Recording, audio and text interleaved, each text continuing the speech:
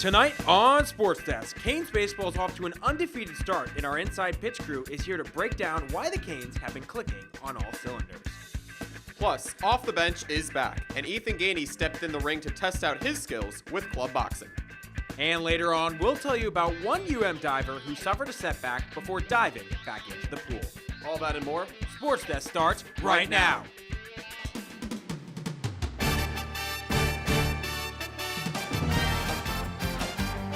I'm Ed Reed, and you're watching SportsDesk.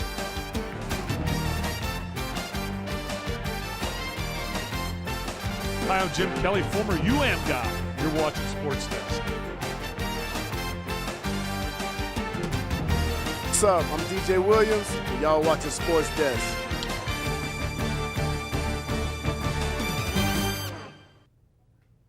Hello and welcome to Sports Desk. I'm Ember Kiles. And I'm Wyatt Kopelman. Thank you for joining us. Embrick, Miami sports have been a ton of fun to watch recently. Canes baseball off to a sizzling start. And meanwhile, men's basketball is going to be happy when Selection Sunday comes around in a couple of weeks. Yeah, Wyatt, definitely an exciting and great time to be a Canes fan. After sweeping Towson last weekend, Canes baseball was looking to keep their foot on the gas on Wednesday when they took on FAU. Let's take a look at the highlights. And now taking it here in the first inning as a double-2 left center, CJ Cafis going to just put it into the gap there as he's easily going to trot into second there, as that would really start things out for Miami next play. Maxwell Romero at the plate, a nice single as Cafis would score to give Miami a 1-0 lead. Now let's jump ahead to the third inning here. And now Cafis back in the plate once again. He's going to lay down a bunt. Now going to try to field it. It's a pitcher for FAU. Is that one's just going to go wide? And Cafis is going to find a way to scamper to second as that's going to start a rally. He would score, making it 2-0 Miami. But here's the big one. Jacoby Long is going to hit it to left field and say, bomba! As that one is gone for the young Miami Hurricane. As the bench excited, he's excited. First career home run for Jacoby Long, as that 2-run shot will make it 4-0 Miami, as he's just going to trot around the field here. Miami would go on to win 9-1. Canes baseball just took the field and are ready to take on the Harvard Crimson. Lead reporter Erica Jones is at the light to get you ready for this weekend's matchup. Erica, what can you tell us right now? Wyatt, the red-hot Canes are on a 5-game win streak to start the season. They swept Towson last weekend in a 4-game series and beat FAU on Wednesday night. The Bats are averaging over 300, and they look to continue that streak this weekend in a 3-game series against the Harvard Crimson. Miami's right-hander Alejandro Rosario will take the mound against Harvard's Adam Stone. Rosario looks to bring down his 9 ERA from the season opener. Now, a Canes win tonight would make them 6-0 this season and 6-0 in their last 6 games against Harvard. From Marklight Field, I'm Erica Jones. The bats have been hot and the pitchers have been dealing on the mound. Our Inside Pitch crew is here to break it all down and the Canes' success. Guys? Hello and welcome to Inside Pitch. I'm your host, Regina Potenza, here with analyst Andrew Klein. Andrew, thank you for joining us today.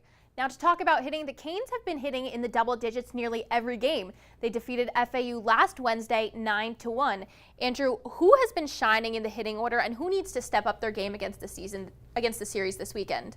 Well, a lot of guys have been hitting extremely well for the Hurricanes. First of all, Lorenzo Carey, the freshman from Bear, Delaware, hitting .438 to start the year, 2 homers and 9 RBIs. CJ Cafis, the first baseman, 9 hits, 10 runs scored so far through 5 games for Miami. 3 of those hits have been for doubles. And Maxwell Romero Jr., the transfer from Vanderbilt, hitting .357 on the young season, 7 RBIs, and has also drawn 6 walks, making life hard for opposing pitchers. And now let's go to the other side of the diamond. Carson Palmquist made his debut as starting pitcher. Andrew, what makes this? Is this sustainable for the Canes? Well, I think it's absolutely sustainable. Carson Palmquist is a guy who started throughout his 4 years of high school, and so far it's really transitioned well for the Hurricanes. Went 5 innings, 1 hit, 1 earned run, 7 strikeouts in that starting debut against Towson. He was absolutely dominant, and I think he's a guy who, for Miami, if he can be effective starting on the mound for the Hurricanes season is going to be extremely successful moving forward. Maybe a trip to Omaha is bound for the Hurricanes. Now let's talk about the other Carson Legging. He used to be a reliever for the Canes, but then he won against FAU Wednesday as starting pitcher. What makes him so effective? Well, what made him so effective in that start on Wednesday was his nasty changeup. Let's take a look real quick. This one against the left-handed hitter. See, it's coming in, just falls out of nowhere. Nothing the hitter can do. This one against the righty. Starts outside, drops all the way in. Let's take a look one more time. This one in slow motion. Ligon just does a great job of starting this so far inside, and it just drops all the way outside, falls off the face of the earth. Nothing the hitters can do. He was dominant in that start on Wednesday night. 8 strikeouts, first Hurricane starter in almost a decade with 8 strikeouts in his starting debut for Miami. He was dominant, started with that nasty changeup. So the Canes are currently 5-0. Andrew, quick game prediction for the series this weekend. Well, I think the Hurricanes are going to stay hot against Harvard, a team that has not played a lot of games in the last 2 years. Their season was canceled 2 years ago, and they didn't really play any baseball last year at all. So this is an inexperienced Harvard team. I think Miami's going to keep working at offense. I think they're going to go 3-0 on the weekend and go 8-0 going into that UF series next weekend at Mark Life Field. Well, Andrew, thank you so much for your time today. And that's all we have for you guys, but the Canes are looking to remain undefeated as they play Harvard at Mark Life Field this weekend. Coming up on Sports Desk, one Miami guard has made her mark at the U. Reporter Andrew Klein has the story about the Lady Cane when we return. Stay with us.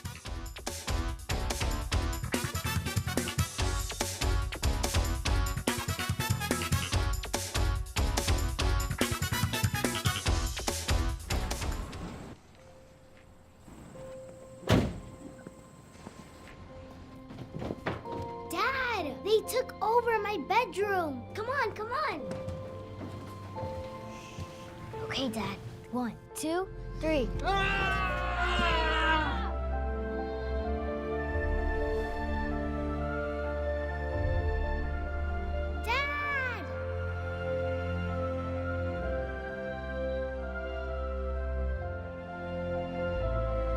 You saved me.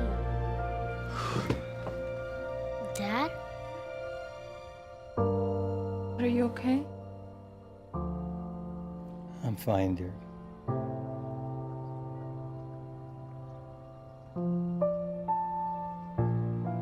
Your hero needs you now, and AARP is here to help. Find the care guides you need at aarp.org/caregiving.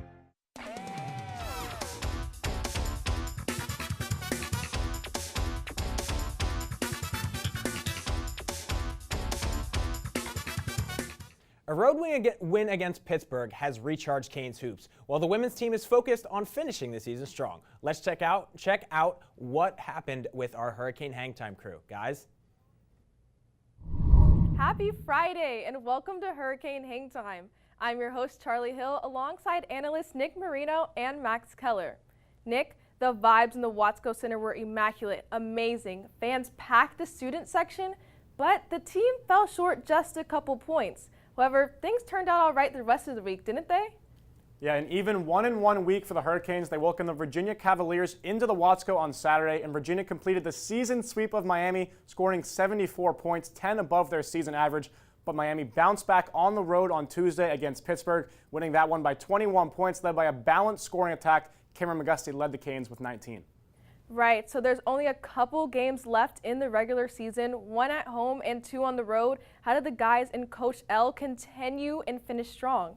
Yeah, so 3 remaining games left for the Hurricanes. They're currently sitting at number 3 in the ACC, and wins in 2 out of those last 3 games would clinch a top 4 spot in the conference. And of course, that double bye come conference tournament time in just a couple of weeks. A win on Senior Day on Saturday against Virginia Tech would go a long way to clinching that spot.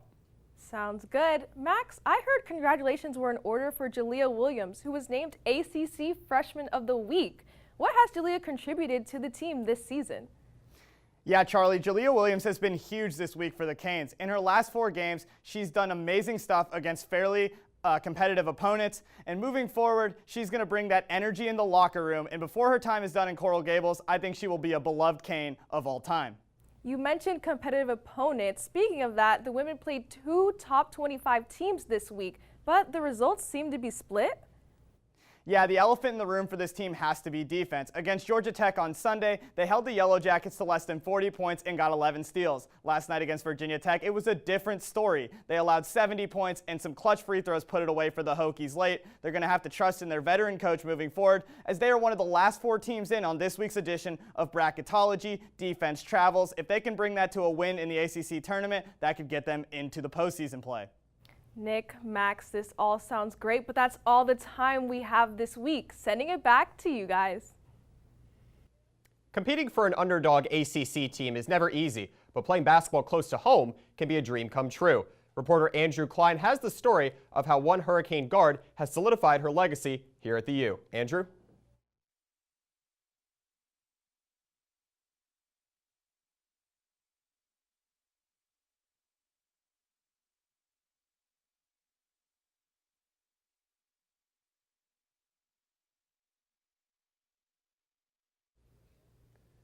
Yeah, well, unfortunately, having a little bit of technical difficulties there, but a good guard there, Kelsey Marshall, really solidifying her legacy here. It's nice to see her getting a chance, especially with Senior Day on Sunday. And Brooke, the playmaking, the sharpshooting, Kelsey Marshall has it all, the entire tools to get into the WNBA. We'll have to see if she can actually get to the draft, the South Florida native. Yeah, and especially Miami with March Madness coming up, when 2 big wins for Canes women's hoops. Looks good for them. Looks good for them, but looks good for Jalea Williams, too. I'm really enjoying her future as well. Just a great young lady as well. Yeah, definitely. But up next on Sports Desk, we are going to look at Floyd Mayweather took a visit to Miami on Thursday. But Ethan Gainey will give you a taste of how the punches are thrown here in the 305.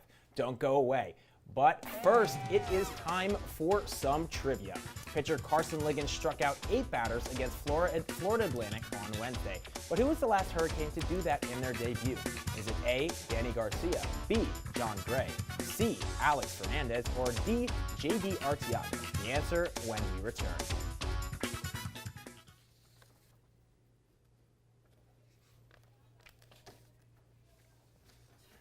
Server's broken.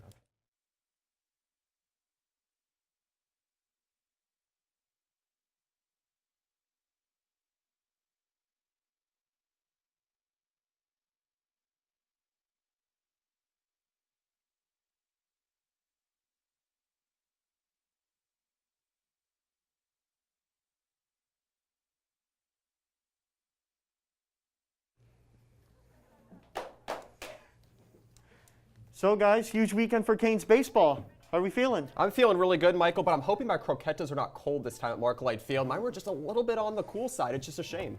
Yeah, I'm just going to have to get some milkshakes this weekend. It's going to be super nice.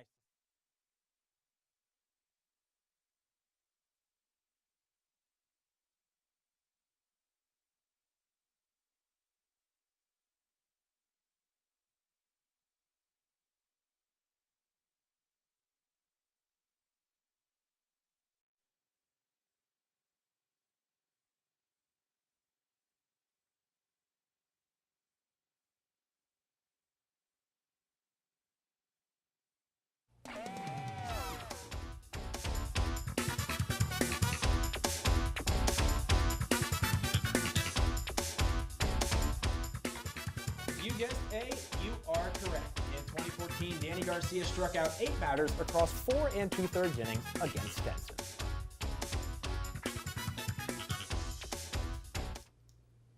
And from the diamond to the ring, this week UMTV reporter Ethan Gainey jumped off the bench and into club boxing practice to see if he could learn how to float like a butterfly and sting like a bee.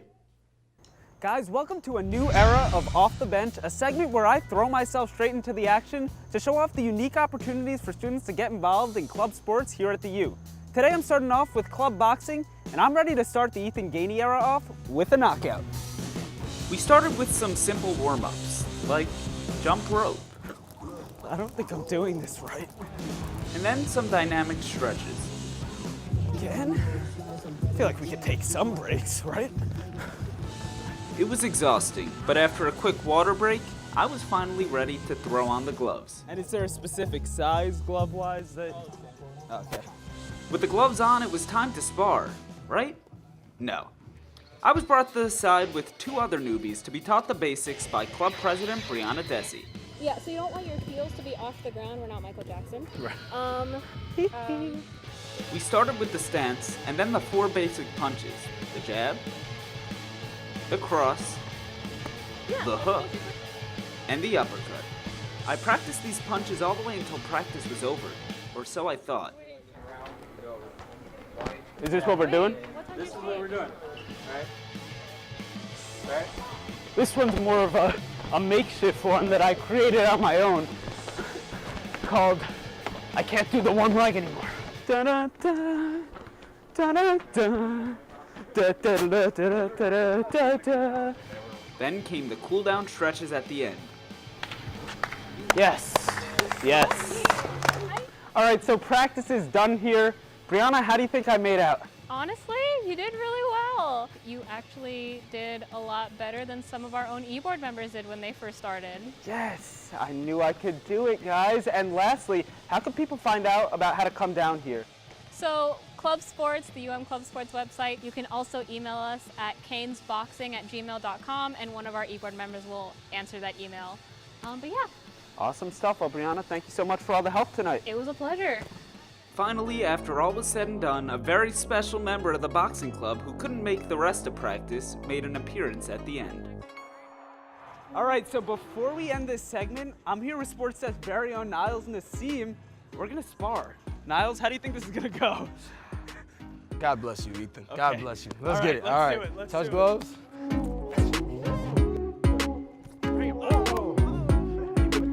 Keep your hands up. Look at the body shot. Woo. Oh, good job. We slipped it. You got. Oh.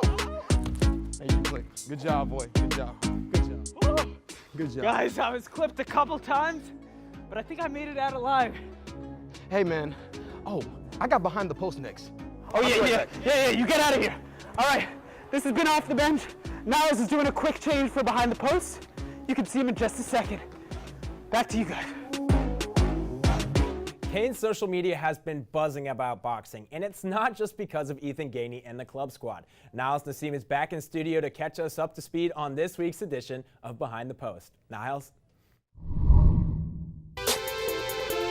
What can I say? I'm a man of many talents. One moment, my hands already eat for everyone like I'm Rocky getting the job done, and the next, I'm hosting your favorite segment on TV. Now let's step out the ring so I can do my thing, which is hosting the most electrifying segment on TV with me, Niles Nassim, your host with the most. So when you see me on screen, it's time, baby, to go behind the post. From one champ to another, I gotta shout out this brother because the GOAT, Floyd Money Mayweather, was here on campus this week and show some love to the U on his birthday. What a time to be a Cane. You never know who's gonna pop up. Happy birthday, champ, and blessings from the Canes family to you. And for the record, I want you one-on-one. Any day, anytime, sign the contract. Now, I may have just called for my own downfall live on air, but let's move over to Pittsburgh, where Canes hoops went on a tear. The Canes would beat them 85-64 behind 19 points put in by Cam McGusty and Charlie Moore. We can't wait to see what they have in store for Virginia Tech in their final home game at 3 p.m. on Saturday. Tickets are live right now. And we got to show love to both of our tennis squads for getting dubs. The ITA tennis rankings came out this week, and you better recognize that the Canes are on the rise. The women currently sit at number 15, and the men sit at 35. Now, these are the first computerized rankings of the year, so trust me, it only goes up from here. The women will play Clemson on Sunday at 11, and the men will play Liberty tomorrow at 3. And just a heads up, if you were looking for tickets to next week's baseball game, you are insane. The team will be playing in front of a sold-out house against the Gators next week, and they will look to start a win streak. Grab your milkshakes. This should be some heat. Well, that's all the time I have for today. You already know what to do. Be blessed. Don't stress, because you know where to find me right here every Friday here on SportsDesk. I'm Niles Nassim. Competing for an underdog ACC team is never easy, but playing basketball close to home can be a dream come true. Reporter Andrew Klein has a story of how one Hurricane guard has solidified her legacy here at the U. Andrew? The Canes women's basketball team has enjoyed a comeback season this year, bouncing back from an 11-11 campaign a year ago to being 16-11 in the 2021-2022 season as the regular season winds down. The Hurricanes' leading scorer, graduate student Kelsey Marshall, is a native of Davie, Florida, and grew up about 45 minutes from the U, an important part of her college career. I'm extremely thankful that a school like this was so close to my house. I get to have my parents at every home game, all my family members, my brothers, my cousins, they all come to my game all the time, and I'm extremely grateful for it. Not all college athletes come back for their graduate season, but Marshall did, coming back to lead the Hurricanes after a tough 2021 campaign. Last year, I didn't really like how the season ended. I feel like I could have helped UM get a little bit farther, get into the tournament. And I think that's really what motivated me to come back, because I feel like I didn't really end off in a good note. Earlier this season, Marshall broke the all-time Hurricanes record for three-pointers made in a career, knocking down a right-wing three-pointer against NC State, passing Hurricane legend and current Las Vegas Aces guard Raquana Williams for her 272nd career triple.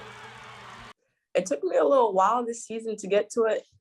I got a lot of one three-pointer game. So when I finally hit it, you know, a big lift off my shoulders came off, and I'm just extremely grateful and, you know, proud of myself.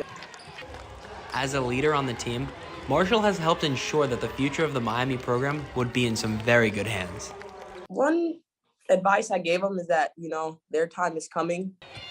Like, I can say that in the beginning, they probably thought things weren't going their way, but as they can see, as time is coming by, more games came in, like their time is starting to come now.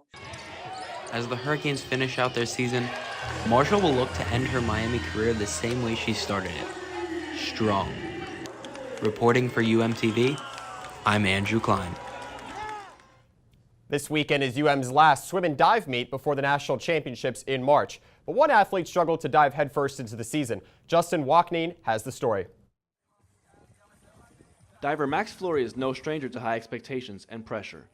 The junior out of Fairfax, Virginia earned a spot in the NCAA diving championships last spring, but after a season full of injuries, it wasn't his body that Flory was concerned about. I just really struggled with practicing, competing, finding motivation, and I ended up performing really poorly because of it, and I ended up not loving the sport anymore.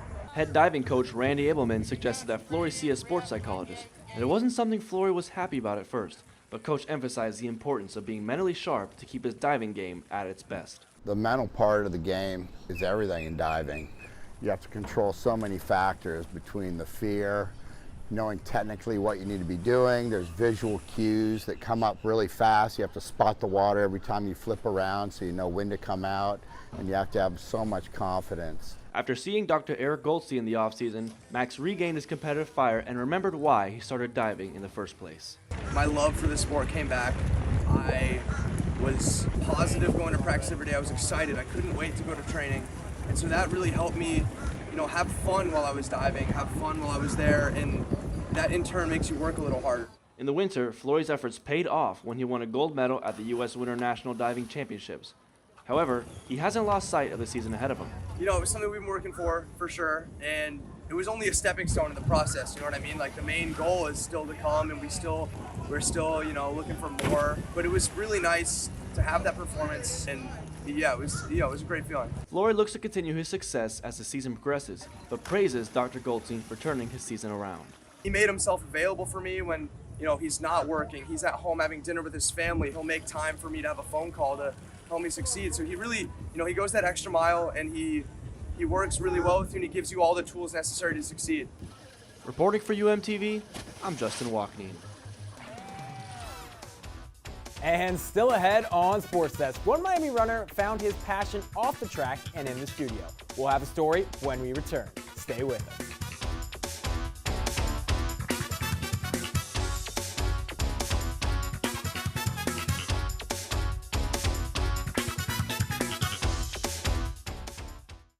Here are AARP top tips on caregiver preparedness during coronavirus. Form a team that can help with caregiving tasks. Take an inventory of essential supplies in your loved one's home. Make a list of the care recipient's medications. Schedule regular calls to fight isolation. Finally, take care of yourself too. Follow the Centers for Disease Control's guidelines for coronavirus safety. For more caregiving tips, go to aarp.org/caregiving.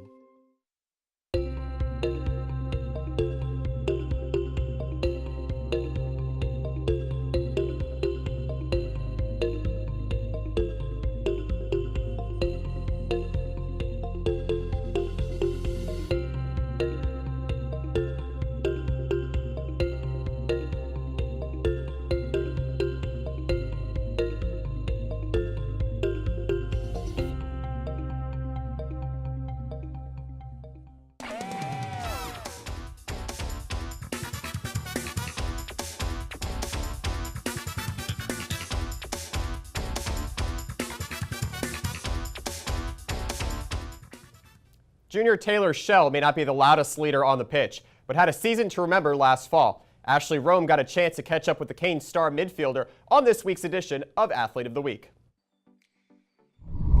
What's up, guys, and welcome to this week's edition of Athlete of the Week. My name is Ashley Rome. I am your host. I'm here with Taylor Shell. Taylor, how are you today? I'm doing great. How about yourself?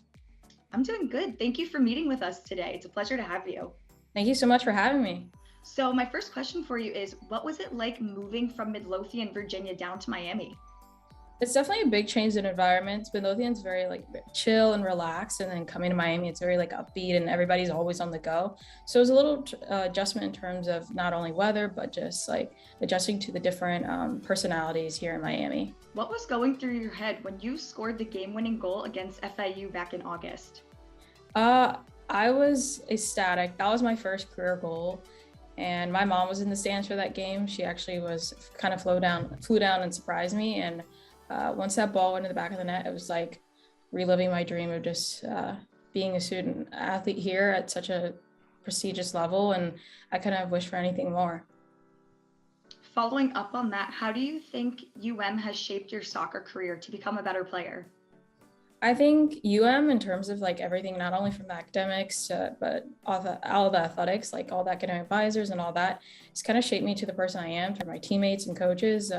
It's definitely grown me as a person and seeing different perspectives from different people. And I mean, I've just loved every minute playing with some of my best friends. So that's all the time we have today for this week's edition of Athlete of the Week. Thank you again, Taylor. It was great talking to you. Thank you so much for having me again. Of course. Performance is always important for athletes, but for one sprinter at the University of Miami, it is just as important for him off the track. Claire O'Connor has more.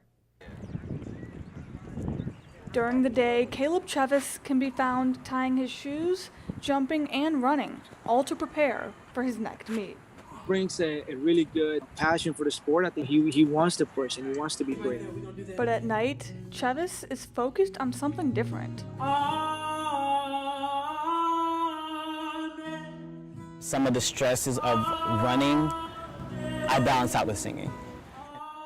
Diego Flacker, Chevis's coach, says it's not every day you see an athlete equally passionate about something else. It is a little different, but obviously that's something that he's been doing for some time, and he's had success with it and enjoying it. So that speaks volumes for that as well. Chevis, a pre-physical therapy sophomore, says both passions allow him to express himself. So singing is just kind of my way of letting out what's inside, and track's kind of the way I let out what's on the outside. He let out his love for his parents for their 25th wedding anniversary by turning a poem they wrote into music with the help of his mom. So me and her sat down, and she kind of had this little melody in her head, so I just worked with the melody I found. And that melody turned into a song, 44 Summers of Love, on Spotify and Apple Music. His long-term goals are to keep singing, but for this upcoming semester, I want to shock myself. I've always been told, like, oh, you're a good singer, oh, you're a good runner, but like that's not enough for me. I want to be an excellent singer. I want to be an excellent athlete. I want to be an excellent runner. And I believe that this season will be the way that I can do that breakout with track. The Boston Celtics haven't been on their biggest tear as of late, but one top gun is leading the charge for Boston as they keep their sights on making late season momentum. Let's get you up to Brooklyn for today's play of the day. Brooklyn and Boston, just over 2.5 minutes left at the Barclays Center. Celtics ahead by over a dozen, and Jason Tatum diving to the basket, catching on the bounce, and baptizing the masses. Tatum finished with 30 points, 7 rebounds, and 4 assists in the Celtics blowout win. Brooklyn, we go hard. Jason Tatum announcing his arrival into one of the bigger boroughs in New York City. Boston wins 129-106. Brooklyn, on the other hand, goes 2-8 in its last 10. Celtics bench just amazed. Aaron Feld has only been in Coral Gables for a month, but he has made some big changes in the weight room, and it is already paying dividends. And now let's take a look here. Logan Songapolo, he's got like 5 or 6 plates on each side of that. And look at him, he's gonna go down, and the big man is going to get up and get the entire weight room hyped. Just great to see the entire weight room supporting him and getting ready for the season. And that's all the time we have for this week's edition of Sports Desk. You can join us back here next week on Friday at the same time. And until then, have a wonderful weekend.